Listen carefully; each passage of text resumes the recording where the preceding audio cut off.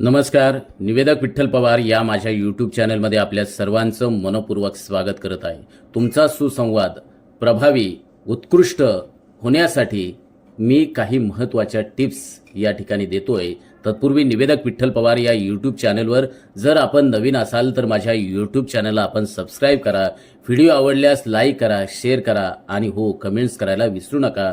सुसंवाद प्रभावी होण्यासाठी या महत्त्वाच्या बाबी तुम्ही लक्षात घ्या. पहिली बाब आहे ऐकण्याची कला अर्थात लिसनिंग स्किल. फक्त ऐकू नका, समजून घ्या. दुसऱ्याचं बोलणं मध्ये न तोडता त्याचं संपूर्णपणे ऐकून घ्या. 2. स्वतःची भाषा स्पष्ट ठेवा. शब्द टाळाटाळ न करता स्पष्ट, थेट आणि सुसंगत बोला. तुमच्या बोलण्यामुळे कोणत्याच प्रकारचा संभ्रम होणार नाही अशा रीतीनं तुम्ही बोला. त्या पद्धतीनं भाषा वापरा. 3. शब्दांपेक्षा भावनेला प्राधान्य द्या. संवाद करत असताना सौम्य आणि नम्र बोलण्याचा प्रयत्न करा. राग किंवा अहंकार, मत्सर, द्वेष पूर्णपणे टाळण्याचा प्रयत्न करा. 4. शरीर भाषेची अर्थात बॉडी लँग्वेज. शरीर भाषेची जाणीव ठेवा.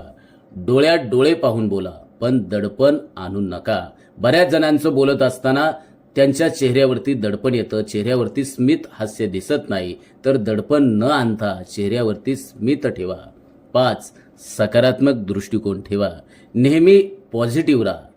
तुमचा संवाद प्रभावी होण्यासाठी सकारात्मक पद्धतीनं तुमची बॉडी लँग्वेज, तुमची भाषा असणं गरजेचं आहे. टीका करताना सल्ल्याच्या रूपात द्या. 6. सहानुभूती ठेवा. दुसऱ्याच्या परिस्थितीची जाण ठेवून बोला.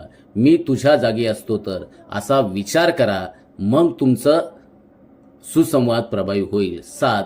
कुठे थांबावे हे समजणं. सुसंवाद प्रभावी होण्यासाठी संवादात संवाद थांबवण्याची वेळ ओळखा. जास्त बोलून संभ्रम वाढवू नका. कुठं थांबायचं हे समजून घ्या. 8. नियमित संवाद ठेवा. संवाद फक्त अडचणीच्या वेळी नको, तर तो नियमित असावा. या माध्यमातून मला आपल्या सर्वांना हेच सांगायचंय की सुसंवाद हे नातेसंबंध, कामकाज आणि समाजामध्ये यशस्वी होण्यासाठी अत्यंत महत्त्वाचं आहे. तर या टिप्स तुम्ही सुसंवाद साधत असताना या बाबी लक्षात ठेवा. निश्चितपणानं तुम्ही पॉझिटिव्ह पद्धतीनं सुसंवादाच्या माध्यमातून तुमच्या व्यक्तिमत्वाचा ठसा तुम्ही तुमच्या त्या ठिकाणी उमटू शकता. धन्यवाद. आमच्या चॅनलवर नवीन असाल तर सबस्क्राईब बटनावर क्लिक करा आणि बेल आयकॉन प्रेस करा.